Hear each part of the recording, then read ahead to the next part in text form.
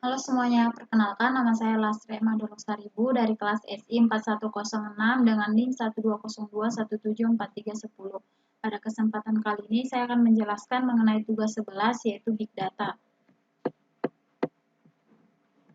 Di mana pada tugas ini kita diminta untuk memilih salah satu media sosial, lalu kita pilih tools yang akan kita gunakan untuk pengolahan Big Data-nya, kemudian kita lakukan pengolahan Big Data pada media sosial yang telah kita pilih yang bermanfaat bagi masyarakat.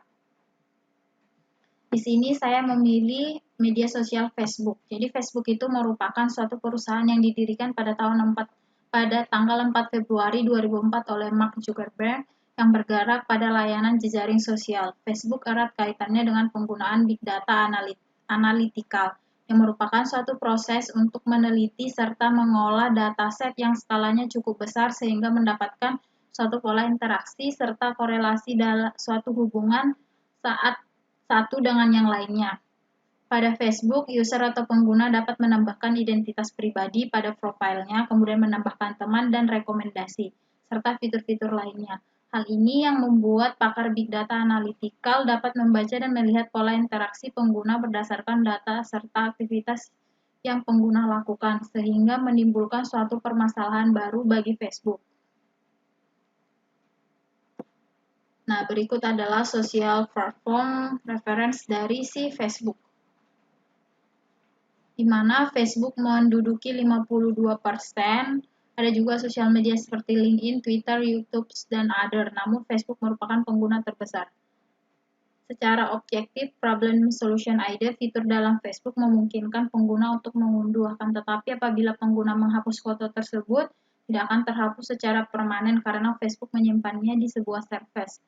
Begitupun dengan penghapusan akun user Facebook, sehingga hal tersebut menimbulkan permasalahan di mana pengguna menginginkan penghapusan secara permanen. Selain itu, dengan data pengguna yang tercantum pada profil Facebook membuat privasi pengguna berkurang. Berikut adalah 7 big data yang terdapat dalam Facebook. Yang pertama ada volume. Hal ini dikaitkan dengan seberapa banyak data yang dihasilkan setiap detiknya, yaitu setiap harinya sekitar 10 miliar pengguna mengirim pesan melalui Facebook, 4, miliar mengklik tombol like, dan 350 juta foto diunggah setiap harinya, sehingga bisa diketahui Facebook memiliki kapasitas yang sangat besar untuk menyimpan data. Kemudian ada velocity, menggambarkan laju pertumbuhan maupun perubahannya. Facebook dapat mengetahui hal apa saja yang sedang terjadi di masyarakat. Kemudian ada varsity, mengacu pada kekacauan atau kepercayaan dari data dengan berbagai bentuk data yang besar dan jumlahnya yang sangat banyak. Kemudian ada volume, mengacu pada nilai yang didapatkan dari data yang ada. Untuk metodologinya itu penggunaan big data dalam Facebook dapat dilihat dari perusahaan melihat data dari masa lalu untuk masa depan. Misalnya ketika pengguna mengunggah foto pada tanggal 9 September 2016, maka ketika di tahun berikutnya momen itu bisa digunakan kembali oleh Facebook kepada pengguna. Kemudian adanya iVote, di mana membantu suatu perusahaan dalam menganalisis kebutuhan atau permasalahan seputar konsumen dan usahanya. Model yang digunakan Facebook untuk menggunakan big data adalah asosiasi, yaitu menganalisis hubungan yang terjadi dalam satu jejaring sosial. Dengan model asosiasi ini, Facebook dapat mengetahui serta menganalisa suatu jaringan hingga akhirnya mengambil suatu keputusan. Untuk metodologi yang digunakan yaitu Hadoop. Berikut adalah secara singkat bagan cara kerja Hadoop, di mana kita mulai dari web servernya, di mana di web server kita menuju ke script meternya, kemudian ada network storage and server, kemudian ke MySQL, di mana MySQL dan juga Hadoop Hive warehouse ini ada pertukaran data secara looping, kemudian ada Oracle RAC.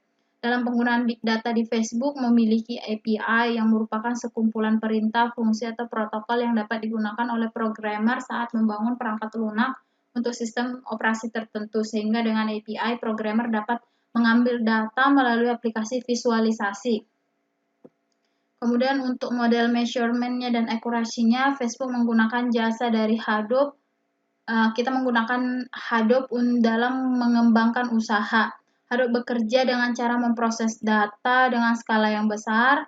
Kemudian Hadoop cluster terdiri dari hardware komoditas yang murah yang dihubungkan satu dengan yang lainnya dan disimpan di lokasi yang sama. Prinsip kerja Hadoop adalah itu scale out, yaitu adanya penambahan atau penghapusan node, di mana Hadoop mengikat setiap node menjadi sebuah sistem yang terdistribusi. Hadoop dirancang untuk mengalirkan file-file besar dan jumlahnya banyak.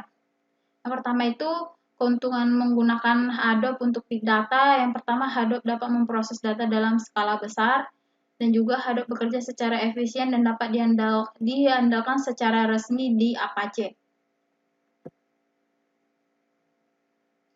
Dengan data di Facebook, kita dapat mengukur beberapa hal untuk kehidupan sehari-hari kita. Yang pertama itu degree sentralisasi, yaitu untuk mengetahui seberapa pengaruh seseorang dalam Facebook di dalam suatu jejaring sosial. Kemudian ada vector centrality, yaitu semakin direferensikan semakin besar nilai yang akan didapatkannya. Kemudian untuk mengetahui kedekatan antara node dalam jaringan terhadap Facebook. Kemudian untuk mengetahui siapa yang berperan sebagai perantara dalam jejaring sosial suatu node di Facebook.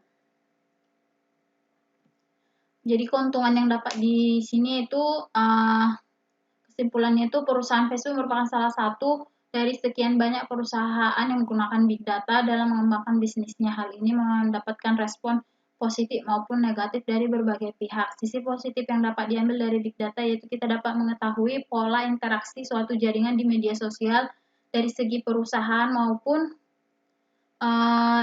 dari segi konsumen. Sisi negatifnya penggunaan big data adalah suatu jual beli data di mana pihak tidak ingin datanya tersebar luas untuk kepentingan tertentu sehingga dianggap privasi pengguna tidak aman.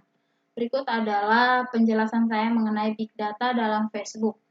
Apabila ada kesalahan ataupun salah ucap dalam penjelasan saya mohon maaf. Terima kasih.